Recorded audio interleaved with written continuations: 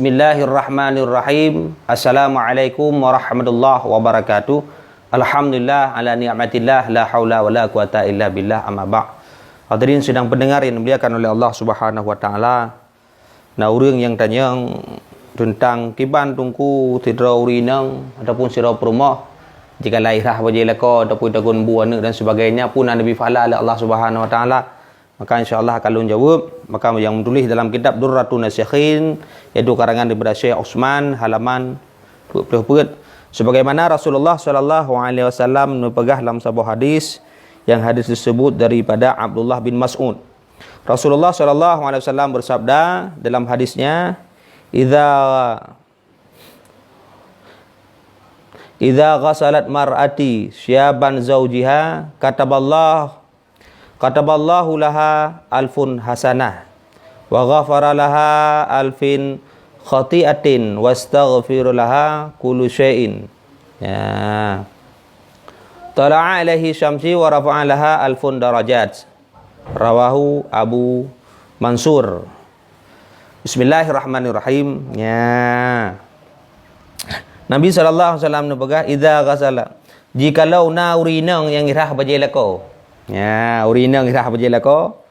Ya, irah bajelako pun Nabi Allah Taala fa'ala. Ya. Maka Nabi Allah Subhanahu wa taala fa'ala 10 ribu kebaikan. 10 ribu boh kebaikan Nabi Allah Taala. Tapi dengan syarat BMPP. Ya. BMPP tak darah bajelako, BMPP nyo taat guto bajenyo ai darah nyo di BMPP. Ya, tapi dengan ikhlas lillahi ta'ala. Nabi fa'ala li Allah Ta'ala, kemudian tulis li Allah Ta'ala 30 ribu kebaikan. Dan ampun li Allah Subhanahu wa taala laha baginya urinangnya, iaitu 1000 kesalahan. Maknanya kesalahan khata' ini iaitu dosa ubid, dosa sagir, zambun sagir, dosa yang ubid. Sedangkan dosa yang raya hanya cukup dengan istighfar, tapi dengan cara bertobat kepada Allah Subhanahu wa taala. Jangan menulis dalam kitab Sirajul Talibin, dia bukan untuk bab taubat. Kemudian dilikan ibaknya Nabi Allah juga fa'ala kepada urinang yang tumerah, bajilako, tagunbu dan sebagainya, iaitu rafa'alaha, dan diangkat oleh Allah Subhanahu wa taala laha bagi urinangnya, peragangkat alfun darajatin, 1000 boh derajat Nabi Allah Subhanahu wa taala. Ya, baik ni ron urinang, ron permoh baik ni nerah bajilako, nerah bajana, ni tagun bu lako, ni tagun buana. Ya, insya-Allah yang Nabi fa'ala oleh Allah Subhanahu wa taala, geangkat derajat ron 10 ribu derajat, kemudian gepa ampun dosa ron oleh Allah Subhanahu wa taala 1000 kesalahan, dan gepa ampun dosa-dosa ron oleh Allah Subhanahu wa taala.